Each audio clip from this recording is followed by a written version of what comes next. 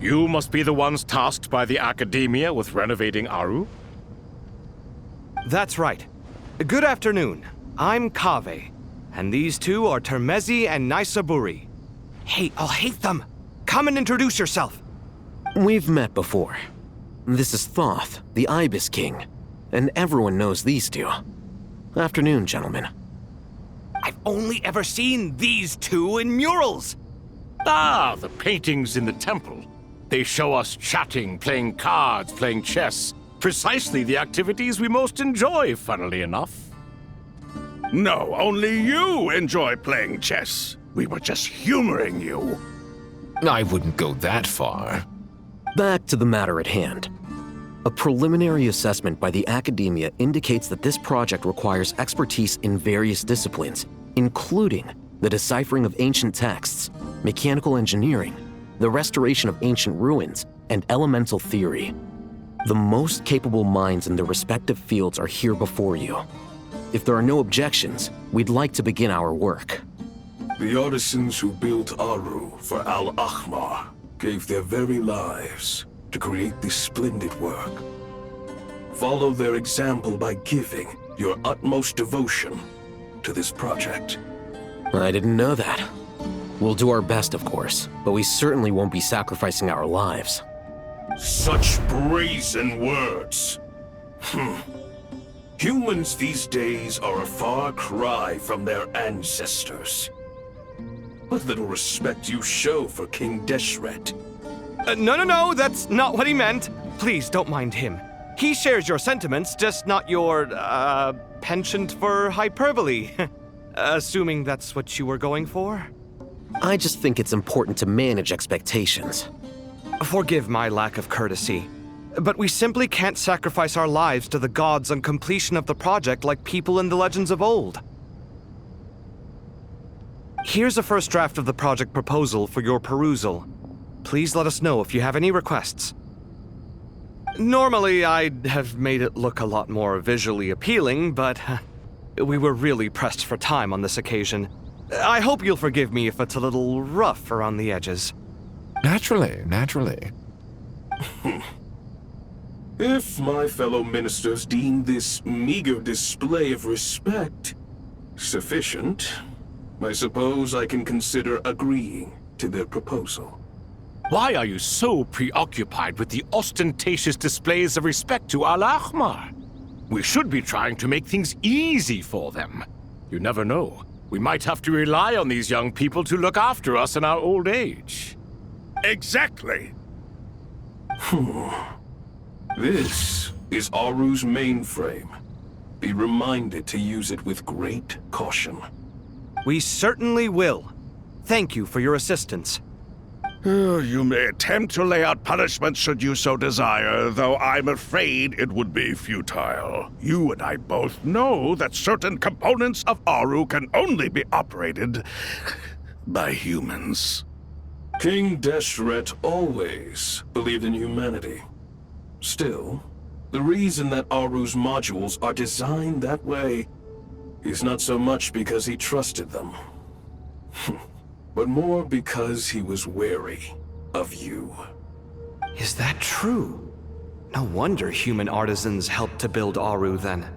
He actually required human assistance to create his greatest work. Naturally. Have you noticed that the Goat King keeps giving superficial responses? It's like he's just going through the motions and leaving the real debate to his colleagues. He understands the art of perfunctory speech. That's what earned him his position as the Minister of Ministers. It seems the rumors about King Deshret being a poor judge of character are baseless after all. Excuse me for being blunt, but it sounds suspiciously like you're putting yourself on a pedestal and mocking me. You're mistaken. And while there's nothing strictly wrong with making every conversation about yourself, it's not exactly a positive tendency either. You? Whatever. I knew it'd be like this working with you. All right, let me past. I need to look at this console. It's your job to activate it after all. Let's begin. Everyone, please proceed with the external checks and preparations as per the procedures outlined in the engineering plan.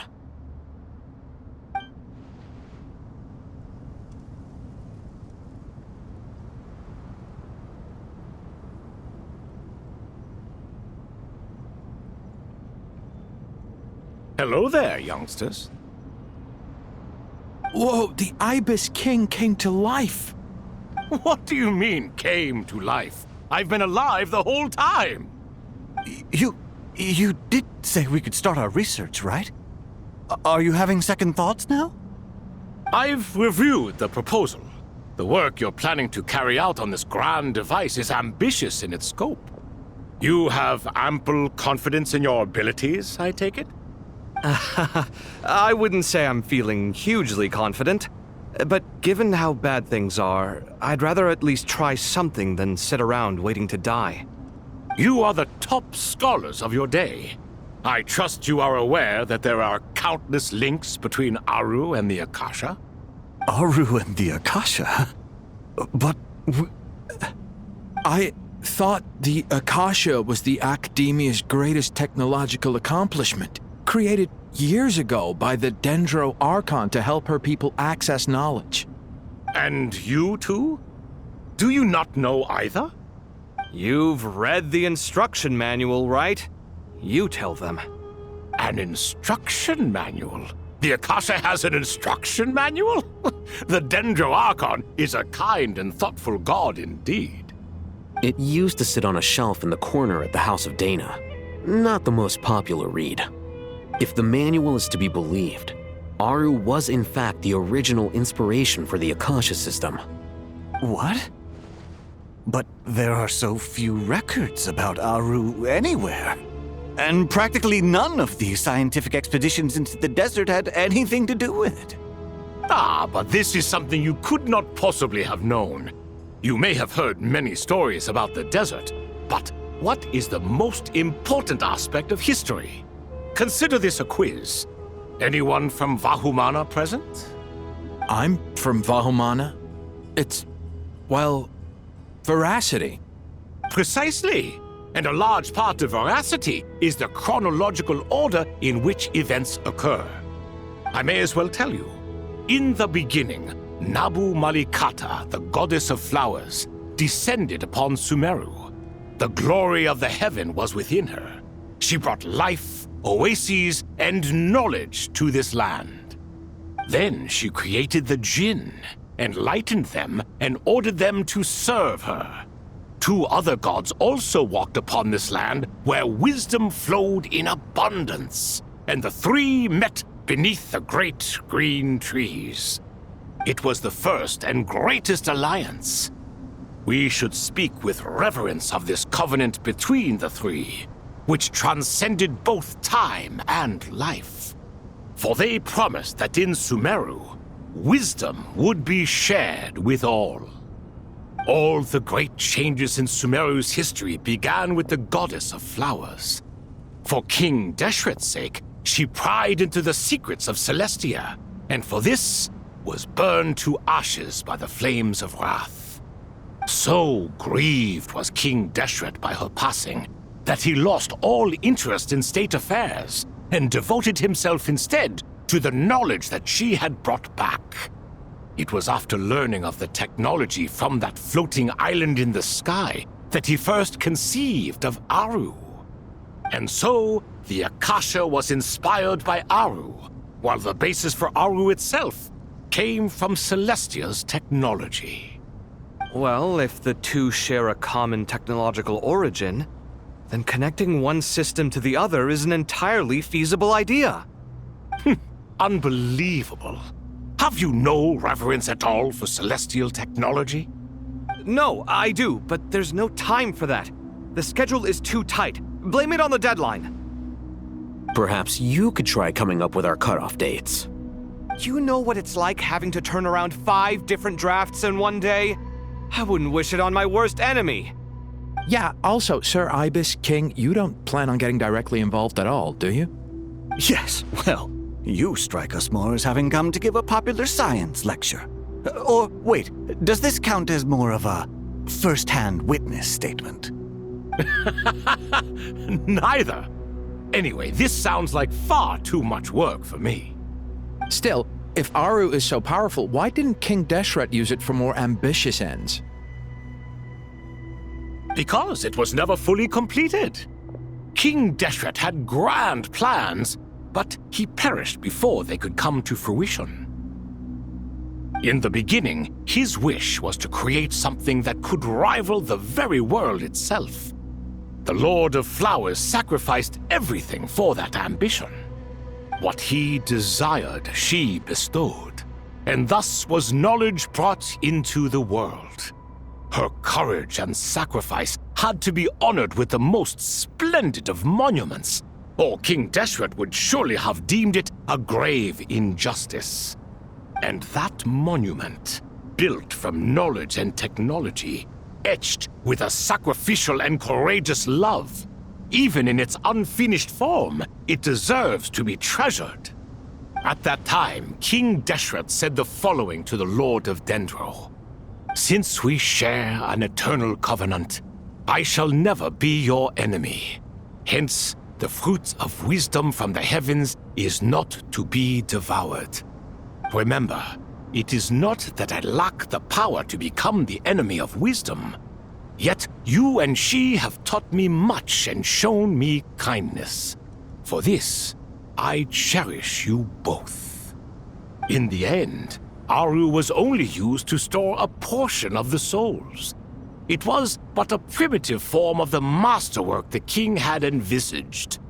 His final hope for Aru was to return to the past, when she yet lived. So the point you're making is, King Deshret was both powerful and ambitious, and he only ceased his imperious ways out of affection for the Goddess of Flowers and the Dendro Archon. You could see this as an act of mercy, but you could also see it as the sentiments that lay between these three gods placing constraints on him. This was, after all, the foundation of the alliance between them. This explains why Aru was both a prison and a monument, and why the answer to the three questions was time. You have to be careful who you get involved with, or you invite all manner of misfortune. This is as true for gods as it is for humans. Love is the same. It is both a prison and a monument. All right, let us pause the story here for now. Seeing as you've been so diligent, I'll offer a little help. Who's in charge again? Is it you two? Ah, yes, me and him. Now then, close your eyes. Wisdom hides in the space between the tangible and the intangible. It is to convey the incommunicable through the simplest of mediums. By the power of King Deshret, I shall grant you a glimpse into the unseen secrets that lie at the threshold of existence.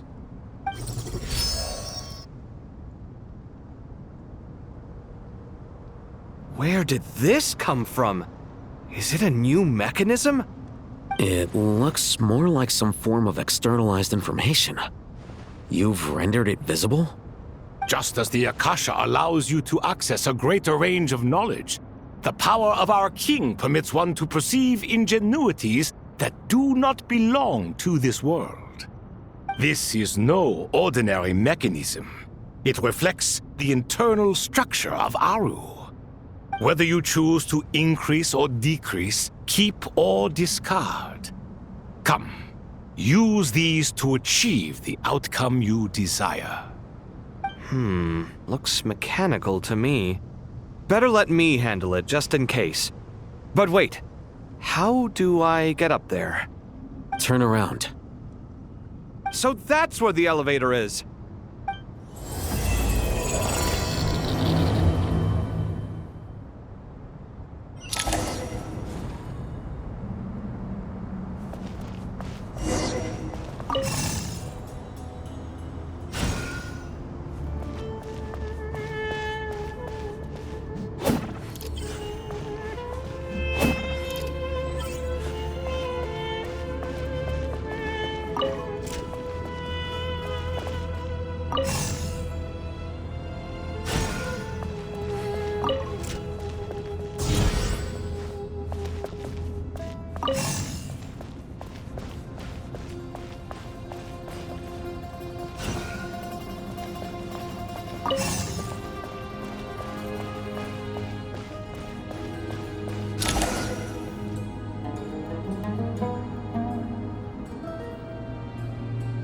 Obelisks were used to record important information in the ancient desert civilization. Hey, Al-Haytham, there's some writing here I'll need you to decipher. I've sent it to your screen. Do you see it? Got it. It's a little blurry, but I should manage. Take a look and tell me what it says. Oh, and I'll send any other similar text directly to you from now on. Let's start with this one. It's a variant of an older script. Herein lie verses written for the Yellow Sands. Looks like cultural information from the age of King Deshret. If so, I suggest you delete it. Words thrown together merely for fun. I had no idea Aru kept a record of this. Well, as long as you're certain that this is strictly private information, that's fine. It is unimportant. All right, well, I guess I'll start now.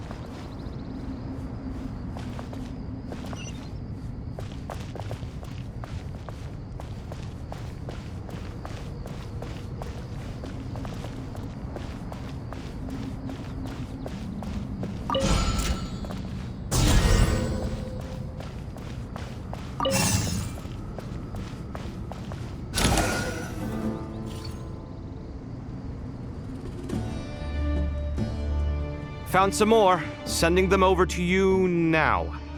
These are all reports about the Gurubad conflict. Can we delete them? I'd say so. Most of this information has already been archived anyway. What if there are details in there that Vahumana missed? What are we supposed to do if they come after us in the future? They'll just have to live with it. If we don't resolve these issues now, there won't even be an academia in the future, let alone a Vahumana Darshan. Yeah, you're right. Okay, done. There's some other similar monuments nearby. I'll check them out.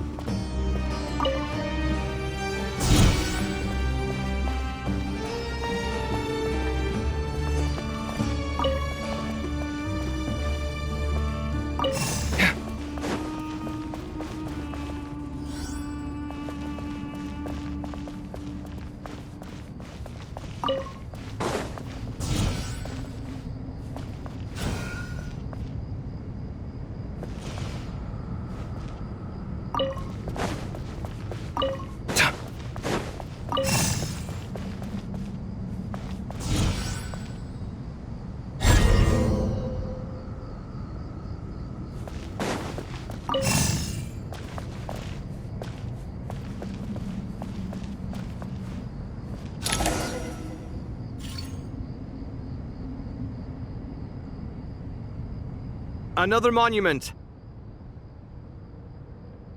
Hold on.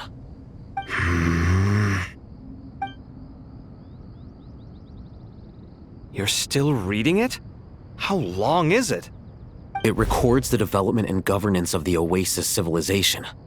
Most of it concerns the Jinn, but it also contains records left by the artisans who built Aru. Is it important? Some of it. There was no way for me to read the whole thing in its entirety, so I had to rely on my intuition to pick the parts worth keeping. What about the artisans' records? What do they mention? They're speculations, mostly. For instance, they were wondering how to protect themselves if King Deshret decided to silence them after the construction of Aru was complete. Sounds like pure mythology to me. Surely that kind of thing didn't really happen. The records do emphasize that this was merely their conjecture based on various myths. Still, the artisans did leave details of their plans to survive, including blueprints for their escape route. Even that got recorded?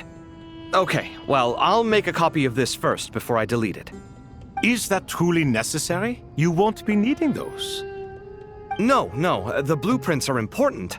I want to keep them as a memento.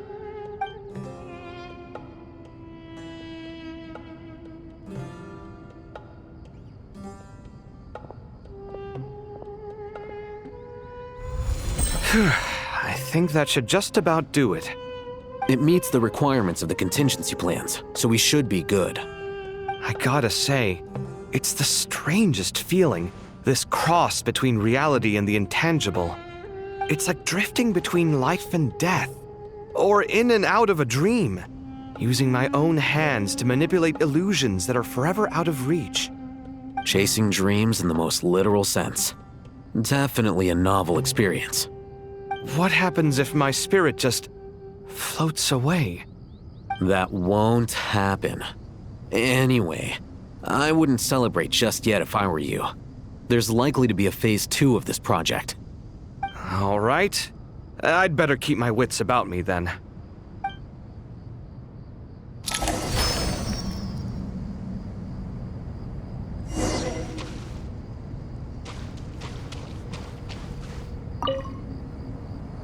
I expected that the outside world no longer respected the ancient gods, but even so, I do find the tone of these youngsters to be dreadfully impolite. It should hardly come as a surprise to you. I remember you saying the same thing last time. I assumed that was just a one-off. I did not realize it was the norm. Don't you think that young lad's matter-of-fact tone sounds familiar? It bears a rather uncanny resemblance to you, Goatee. Surely a sign that he is a man of rare intelligence. Ugh. The rest of them, though, much better. The blonde-haired one, for instance. So sincere. That's the kind of kid I can respect. Oh, really? Well, what about your disciple, Nefer? She's about the furthest from sincerity that a person can get. And now you hit the crux of the issue. Thoth is spouting lies again. He cares nothing for sincerity. He likes Nefer simply because her personality is just like his. Thus, in giving his approval to Nefer, Thoth is simply validating himself. The rest is but smoke and mirrors. You have some nerve saying that. There really is no helping you two. Shut up, chess rookie. What nonsense is this? How dare you tell me to shut up? How can you engage in such banal chitter-chatter at a time like this? Aru has been opened. The glory and splendor of a bygone age is about to sweep over the earth like a flood. And you're here squabbling like petulant children. All three of you are insufferable. King Deshret was merciful, indeed, giving you a chance to be released from prison. I say, you should have been locked up for good. Ah, but Bennu, look on the bright side. Had they not been released, we would not have been awoken. Oh. You've been here this whole time. You should be scolding them along with me. I miss Hermanubis. It's not a real reunion without him here. And now you're avoiding the topic and talking to yourself. Why King Deshret designed your personality like this, I will never understand. Isn't this simply proof that our king supports my free will? Oh, look at those two rust buckets. Suddenly, you two do not seem so bad after all. Here, here. If being stuck together for thousands of years fosters no friendship, I cannot say what would. Naturally.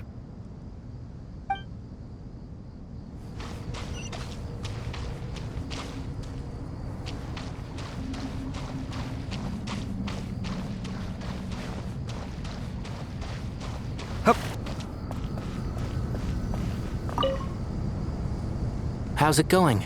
Are things progressing smoothly? Well enough, I suppose. You know how it is. The work itself is only half the problem. The other half is having to work with Al-Haytham. I'm sure the feeling is mutual. Honestly, though, I thought you two had already worked things out. As if! Turns out working closely together is the best way to expose any tensions lurking beneath the surface. Besides, I just think that some people never change. Agreed. Case in point, you didn't make sure I was out of earshot before you started complaining about me. Old habits die hard. Actually, this is for your own good. Maybe if you spend a little more time listening to what other people have to say, you might actually realize that you're the problem. Naivete is another old habit of yours. I had assumed that you both volunteered for this project, like us forest rangers. But now I'm getting the sense that wasn't the case. Definitely not. We were assigned to it by Lesser Lord Kusanali and Nephis. As much as I'd love to be doing normal work for normal clients, these Titan projects are all that's on offer right now. Though I'm sure they wouldn't be roping us in if they had any better options. Just goes to show how short-staffed the academia really is. I'm sure you've prepared yourself mentally, but I still feel the need to advise you to lower your expectations. It might make the process of working together a little less intolerable. I know! Same to you! But if you already understood that, you should also know not to say the quiet part out loud. Why don't you come help me with my forest patrols?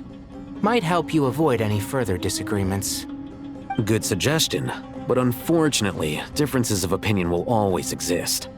Changing the nature of the work won't get rid of them. For once, I actually agree. There is zero chance of us ever resolving our differences. Zero! But even so, the work must be done. Care for some coffee? I'm glad to see you making progress. Don't act so smug! It'd be nice if you made some too! I feel like even I've made some progress today. In the past, I never would have dared to try and mediate a conflict between you two while you're both right there in front of me. Apologizing probably makes it sound like I'm in the wrong, but I'm sorry. I was just kidding. Truth be told, I don't have any work to do at the moment, so I'm just here to kill some time. How's Kale? She's studying with Nicole. I'm not sure how she's getting along, but she seems to be in good spirits at least. I wouldn't worry. Angelic affairs are probably above your pay grade anyway. I know what you mean, but Sino and I are still a little concerned for her. He said he'd go keep Kale company after he's finished training the mercenaries. I'm planning to join them myself shortly. Kale will be okay. Have faith in her. Even we can see how much more confident and outgoing she's become in these past few years.